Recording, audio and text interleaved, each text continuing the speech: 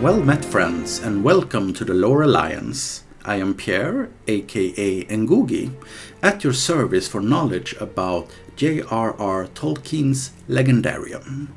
This is a lore account on the engagement between the heroes from Rohan and Gondor, during and after the War of the Ring, as well as what little is known about their children and grandchildren. The main armies of Gondor and Rohan marched off to the Black Gate on March 18 in year 3019 of the Third Age, but Faramir and Éowyn and Mary had been wounded and remained in Minas Tirith.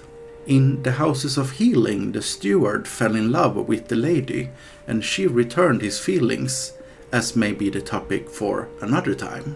Faramir noted that he was not a king. Yet I will wed with the White Lady of Rohan, if it be her will. And if she will, then let us cross the river, and in happier days let us dwell in fair Ithilien, and there make a garden.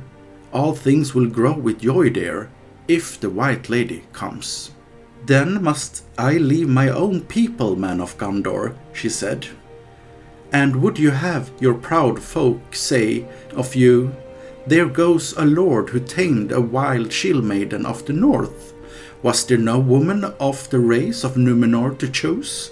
I would, said Faramir, and he took her in his arms and kissed her under the sunlit sky, and he cared not that they stood high upon the walls in the sight of many. And many indeed saw them, and the light that shone about them, as they came down from the walls and went hand in hand to the Houses of Healing. On May 1, Aragorn returned and was taken as king by the people. Faramir remained as steward, but was also granted the new principality of Ithilien. This made him the second prince in Gondor, next to the Prince of Dol Amroth. Note that prince referred to its original meaning of high noble, equal to duke or first, not necessarily the son of a king. After the War of the Ring, the body of King Theoden was brought home to Rohan. There he was buried in a mound at the capital of Edoras on August 10. After the burial, people gathered to the Golden Hall for a great feast in memory of Theoden and former kings. At last, Éomer, the new king, addressed the folk. Now this is the funeral feast of Theoden the king, but I will speak ere we go of tidings of joy, for he would not grudge that I should do so, since he was ever a father of Éowyn my sister. Hear then all my guests, fair folk of many realms, such as have never before been gathered in this hall. Faramir, Steward of Gondor and Prince of Ithilien, asks that Éowyn, Lady of Rohan, should be his wife, and she grants it full willing. Therefore they shall be troth-pledged before you all. And Faramir and Éowyn stood forth and sat hand in hand, and all there drank to them and were glad. Thus, said Éomer, is the friendship of the Mark and of Gondor bound with a new bond, and the more do I rejoice.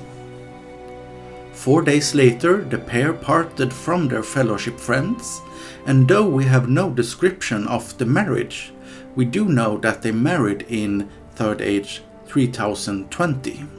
Little of this is included in Jackson's adaptation, but an epilogue wedding scene was filmed.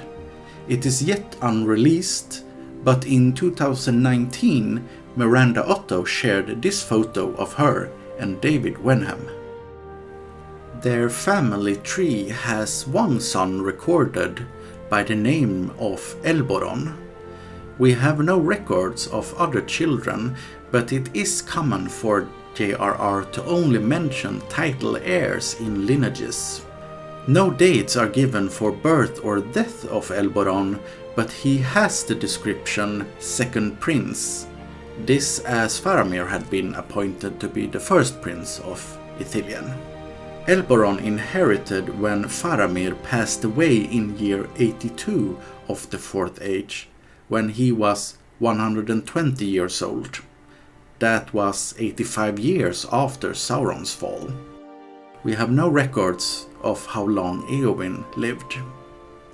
Faramir had surrendered his office when Aragorn was crowned, but as noted he was reinstated and the stewards remained hereditary, so Elboron ought to also have succeeded his father as steward of Gondor.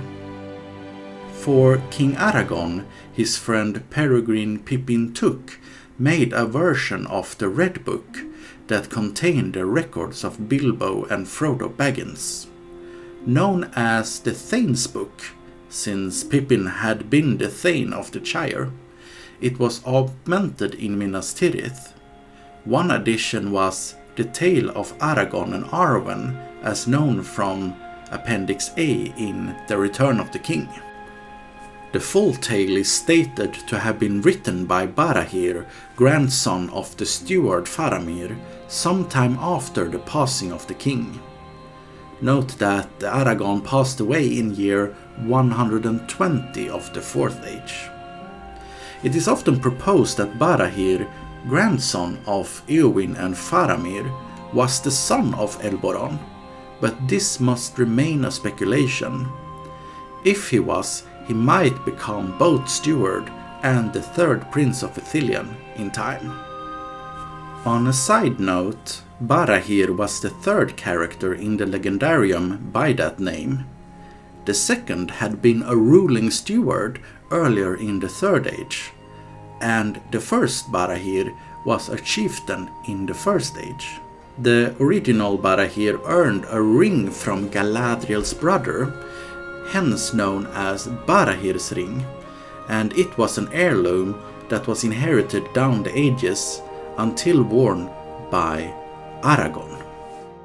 I hope you have enjoyed this piece of lore, and I am looking forward to us exploring further into Tolkien's characters, themes, objects and events in the future.